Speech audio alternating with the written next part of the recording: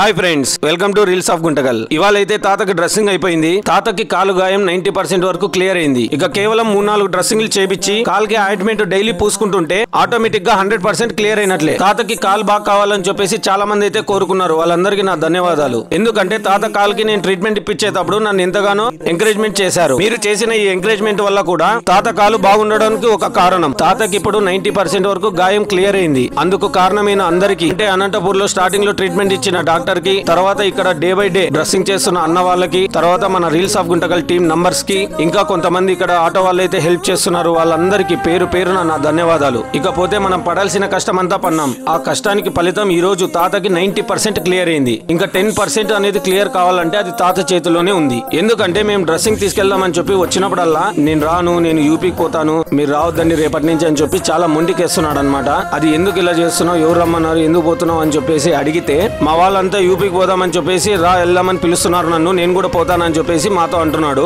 ఈయనకు పిలుస్తుంది కూడా ఎవరో కాదు, ఇగో ఇక్కడ కనబడిస్తున్నారు కదా వీళ్ళు, పోదామని చెప్పేసి ఈయనకి ఎక్కిస్తున్నారని. కొద్ది రోజులుగా ఈయనకి నచ్చ చెప్పి కాలు బాగవుతుంది తొందరగా రా అని చెప్పేసి మాట్లాడి మేము తీసుకెళ్లే పరిస్థితి వచ్చిందనమాట.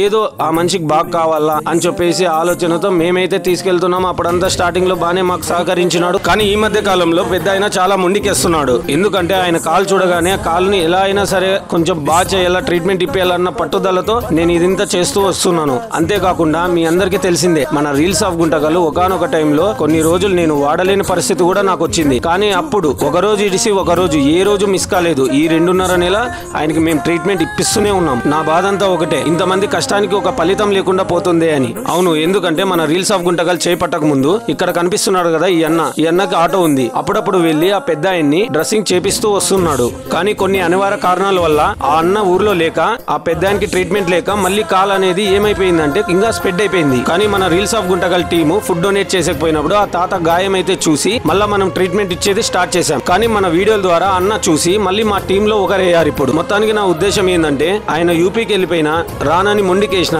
ఆ గాయం అనేది ఖచ్చితంగా మళ్ళీ పెద్దగా అవుతుంది. అందుకే మన ఫాలోవర్స్ అందరికీ నేను ఒక చిన్న రిక్వెస్ట్ చేసుకుంటున్నాను. మీరు ఎప్పుడైనా రైల్వే స్టేషన్ కి ఏదైనా పని మీద వెళ్ళినప్పుడు మీ కంటికి ఆ పెద్ద ఆయన కనబడితే ఒక 1 వీక్ ఎక్కడికి వెళ్ళొద్దు, నీ కాల్ అనేది బాగైతుంది. వాళ్ళకి కొంచెం కోఆపరేట్ చేయమని చెప్పండి. ఆయన కాల్ బాగైన తర్వాత ఆయన యూపీకే కాదు ఎక్కడికి వెళ్ళినా మనకు నో ప్రాబ్లం. ఎందుకంటే ఇంతమంది కష్టం వృధాకు రాకూడదు. ఇవన్నీ మీకెందుకు చెప్తున్నానంటే, ఆ పెద్ద ఆయన కాలు బాగుండాలని చెప్పి మాతో పాటు మీరందరూ కూడా కోరుకున్నారు. నేను ఆ పెద్ద ఆయన కాలు గాయానికి ట్రీట్మెంట్ ఇప్పించాలనుకున్నా, కానీ అది 2.5 నెలలు పడుతుందని నేను కూడా ఎక్స్పెక్ట్ చేయలేదు. అయినా పర్వాలేదు, ఆ గాయం మానే కొద్దీ మేము పడిన కష్టాన్ని మర్చిపోయాం. మొత్తానికి ఆ తాత కాలు బాగైన తర్వాత తను ఎక్కడికి వెళ్ళినా మాకు సంతోషమే.